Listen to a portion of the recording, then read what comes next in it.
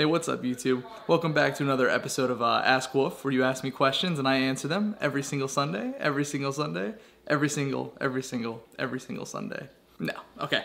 So anyways, I asked you guys to ask me questions to do a Q&A, so I'm gonna answer some. Also, don't mind in the background you will hear Chance, also known as Monster, a buddy of mine, who is scrimming Halo. So you're occasionally gonna hear random callouts like one shot top mid, or he's one shot at the stickies. So yes. So first question is from Bridget. It says, what is it, Bridget? Their name's the new character, but I don't know if you actually pronounce the new character as Bridget. I'm gonna call her Bridget. But they said, hey, what can other Overwatch players do to improve their aim?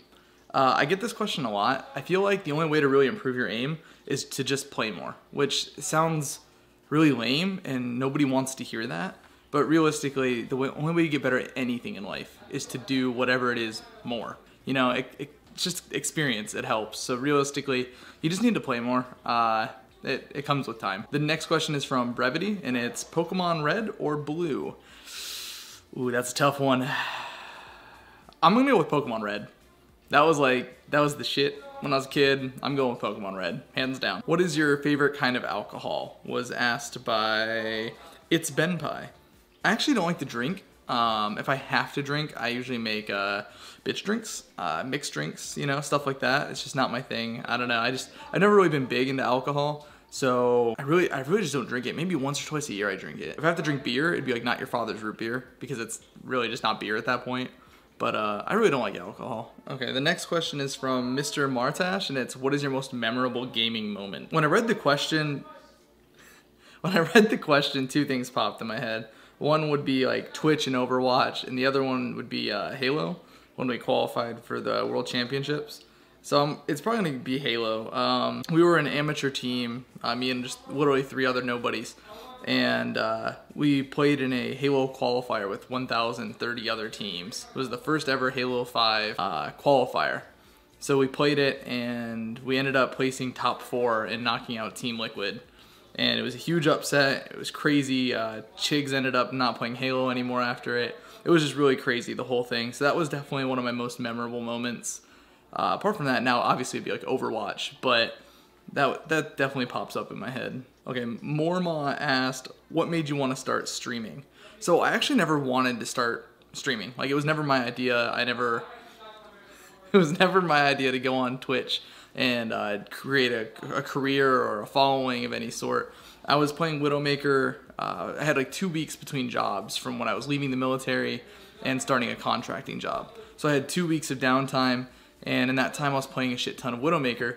And I played with or against somebody, his name was Duck on Quack, and he asked me if I would stream my Widowmaker gameplay because he thought I was really good. So I said, sure, you know, like, I'll stream, whatever. I just literally downloaded OBS and just put in Overwatch, and when started streaming, I didn't even look at my chat. That stream I had like 10 viewers. He asked me if I'd do it again the next day. I had like 50 viewers. Did it again the next day. I had 100. And for the longest time, I had like 400 or 500 viewers, and I just didn't read Twitch chat because I didn't care, because I had no desire to be a Twitch streamer. It was just, I just play Widow, man. Like, that's what I'm here to do. Enjoy it or not. So then after about a month of streaming and having a consistent viewer base, about like 500-600, I realized I could probably do this. Like, I should probably pay more attention to the chat. I could probably make something out of this. So after about a month of it, that's when I really realized that I wanted to start streaming. A guy named Nixel Hyper asked, when will this be uploaded to YouTube? Today. Legit Speedster asked me, what made you want to main Widowmaker? I wanted to main Widowmaker just because of the one-shot kill aspect. Every game I've played, I've always wanted the sniper, like, especially Halo, you know, I wanted the sniper. Anything that has a high skill ceiling, meaning it takes a lot of effort to be really good and can piss people off, like one-shot kills, that's definitely something that interests me, and so that's why I mained Widowmaker. Also, the sound it makes when you get a headshot is just so satisfying. Kudeori, am I saying that right? Asked me, how did you and Devin meet? Devin and I actually met. We went to elementary, middle, high school, and even had behind the wheel driver's training together. So yeah, that's how we met. Bladar asked me what video game was my first that I've ever played. Probably pinball, like the OG pinball on PC. But if we're talking like real video games, it'd probably be Legend of Dragoon for PlayStation 1. I know I played a bunch of games before, like in that time frame, so it's hard to really like pinpoint the first one, but I want to say it was Legend of Dragoon. Mrs. Elmo asked, why did you start playing Overwatch? I actually never wanted to play Overwatch. I was playing Halo at the time, and I saw Overwatch was coming out, and I thought, that looks like kind of a lamey cartoon anime game. Like, nah, not my thing. And then I remember I was going to Taco Bell, and I got my food, and on the cup was an advertisement for Overwatch. And it was like to get into the beta. And I said, you know, if it's big enough to get on a Taco Bell cup, maybe I should consider it. So I ended up getting the game about 2 weeks after it came out. And yeah, now we're here. Spiral Arc asked me, what would you stream if Overwatch died? This is a question I get asked a lot. And I feel like I always have a different answer. But realistically, if Overwatch died, there wasn't any viewership for it, and there's no demand, I would probably switch to whatever the next biggest game was. I think right now it's probably Fortnite and PUBG. That's a tough one, you know. I would play Overwatch until it wasn't fun for me. And if it wasn't fun for my viewers, then I mean, I guess at that point I would have to swap. But realistically, just whatever first-person shooter game is doing well. I really just like first-person shooters, whether it's Overwatch or PUBG. Fortnite I just suck at building, but I feel like if I dedicated time to the game, I'd probably be really good at it. Because I have good aim, so yeah, I guess if Overwatch died, I would just switch to another game. Angela Ziegler? I feel like I should know this. It's the name of Mercy, isn't it? Angela Ziegler asked me, what's your biggest tip for an aspiring streamer? Not necessarily Overwatch, just wanting to become an entertainer in general. The best tip I have for a streamer, right? The first biggest thing, which even I'm guilty of not doing, is to have a consistent schedule. You can't expect people to watch you if they don't know when to watch you. You know what I mean? You can't complain about having 5 viewers when no one knew that you were going live in the first place. So try to have a schedule, try to be consistent and stick to it, and then from there, work on everything else. Aja, if I'm saying this right, Aja, I'm pretty sure it's Aja. They asked me, where did the name Kephrii come from? So everyone in my Twitch chat knows the command Kephrii ends up telling you about the history of the name Kephrii, but not actually where I decided to take the name from. I was playing World of Warcraft at the time. I played it for about 4.5 years. There was I was Alliance. There was a member on the Horde team, or faction, whatever, where his name was spelt properly, Khepri, like the Egyptian god. I thought the name was cool. I Googled it. I liked the name. I ended up taking his name essentially and then flipping the H around. So it was Kephri. Unfortunately, one eye was taken everywhere I went, so I slapped 2 eyes on it. That way it would always be unique wherever I went. Rainbow asked me, do you look forward to streaming, or does it get tiresome to do on a regular basis? Yes and no. I look forward to streaming almost all the time, right? But just like any job, everyone has those days where they wake up and go like, man, I really don't want to go to work today. Mine is more that I find some days it's difficult to be energetic and happy, which most people aren't happy when they go to work, but this is totally different. It's one of those things where Twitch chat, people don't want to watch you if you're miserable. They don't want to watch you if you're depressed. Nobody wants that. They want to be entertained. They want something to make them forget about their unhappiness or whatever's going on in their life, right? They want to be entertained, and they want to forget that they're even existing in the real world. You know what I mean? So some days it's harder than others to just be happy and energetic and alive and really make the viewership feel the way they want to feel. On those days, that for those that are wondering, well, hey, how do you get through that? You know, since you still obviously stream on all those days. Red Bull, yeah, energy drinks. That's probably the best thing ever. And then you just power through it. Usually within the next 15 to 20 minutes of streaming, Twitch chat makes me feel good, and then in return, happiness. So, yeah, I mean, for the most part, I look forward to streaming.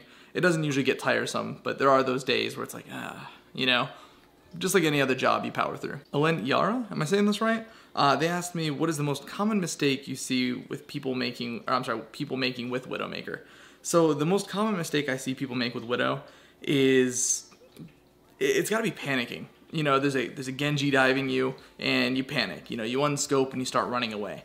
Like, nah, you might have been able to get a shot off and then hook away and then get another shot. Or tracers blinking at them, so they unscope and panic. Like, okay, you unscoped, so you wasted a 100% charge already. You might as well at least try to take the shot before running away. Same with Winstons. Like, they'll see a Winston leaping on them and they panic and run. But chances are, if you stayed scoped in, you could have hit him in the head once and did half the work. And then when he landed, you might have been able to hit him a second time. So, I mean, next time you see a Winston diving you, stay in your scope. Watch what happens. You might get screwed, but you might learn something. Repeat asked me, if you had to make one change or buff to Widowmaker that's non-bug related, what would it be and why? I think Widowmaker, a fair and balanced buff, would be if we took the Diva Matrix and left it on as a passive 360 degrees around Widowmaker at all times. I think that would be the single most beneficial, fair and balanced bug we could possibly introduce to the game. Ventus385 asked me, was there ever a time that you wanted to quit playing Overwatch for good, and if so, why? Yes. After Season 1, they nerfed Widowmaker's scope, so it wasn't as fast, and she didn't charge as quickly. In result, it made a very clunky and awkwardly slow scope speed, like 3 seconds to scope in. It was miserable, it was painful. I had already accumulated 80 hours on Widowmaker at that time, for that season I think, not all in all. Yeah, because I had 110 in quick play, so I had 80 hours. I don't remember, man. I just know I had 80 hours when that nerf hit. And at that moment, every Widow main questioned if they should stay in the game. I want to say Teenage left then. Maybe he left sooner, but I feel like he left then. I know Calvin stopped playing Widow back then. I mean, it was just a bad nerf. Epic asked me, how much longer do you think you're going to have Twitch as a career for stress, money, issues, etc.? And what would be your go-back-to job if you quit being a streamer? So, to answer the first part of the question, how much longer do you think you're going to be a Twitch streamer? I have no idea. So I guess as long as I'm useful to you guys, entertaining, or whatever it may be that keeps you guys watching me, that's definitely the answer to that one. Once you guys find me not useful, I guess my career ends. The second question, my go-back-to job. Before I started streaming, I was a intelligence analyst for the government, did contracting work.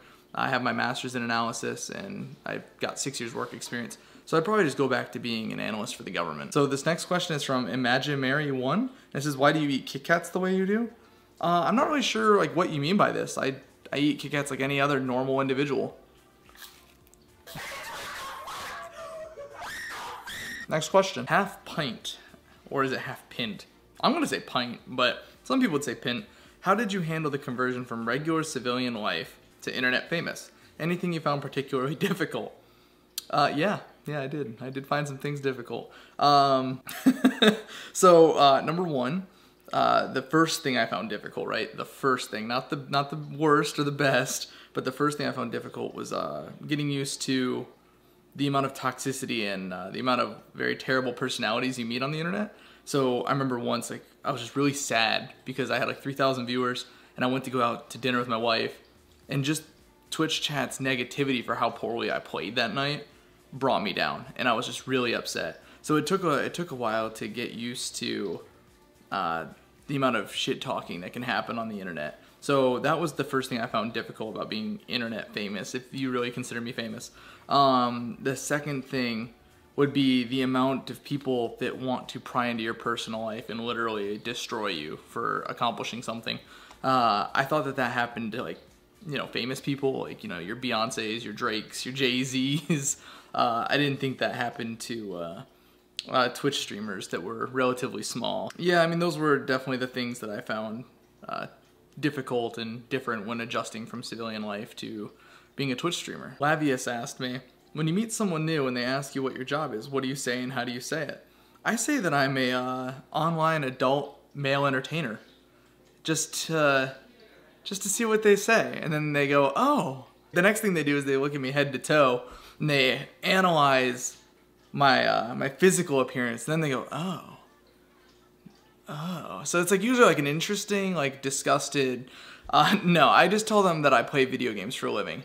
And then usually the follow-up question is, oh, you mean you create them? And then I go, no. And they go, oh, you mean you test them? And I go, no. And they go, oh, so you work for like a company? And I'm like, no. I'm like, I literally just play video games. And they're like, any game? I'm like, yeah, any game. I just play because people want to watch me do it. And then they stare at me just as confused as I stare at myself in the mirror when I wake up. Brevity, the guy who asked me about the Pokemon question earlier, said, do I get a second question to ask? And does this count as a question? you get a second question. This counts as the question. You've now no further questions. Crimson Eye, aka Shane, asked me what was the worst case of a toxic teammate I've ever had, on Overwatch or otherwise. By far, it was that game with that Zarya. I don't know if you've seen the YouTube video, maybe I'll put the link below, but it was, that Zarya had to have been the most toxic teammate I have ever had, and by far the funniest. Alright guys, that's it for the Q&A. Hopefully your question was answered. If not, I'll probably do another one in the future. So I appreciate you guys for asking the questions, being interested in the answers. Thanks everyone that's still watching. If you could do me a huge favor, there is a like button right there. It's a little thumbs up. You see it? The thumbs up. Not the thumbs down, the thumbs up. If you could push that, I would really appreciate it. Feel free to leave a comment below. Ask any other questions. I'll try and reply to the comments as they come in. And last but not least, hit that subscribe button. Keeps the content flowing to you guys. Makes me look good to YouTube. I was gonna say to Twitch, but I guess it's YouTube here. I'm not used to making YouTube videos. But yeah, the typical like, comment, subscribe spiel. But actually, I want you to do it. So, yeah, appreciate it.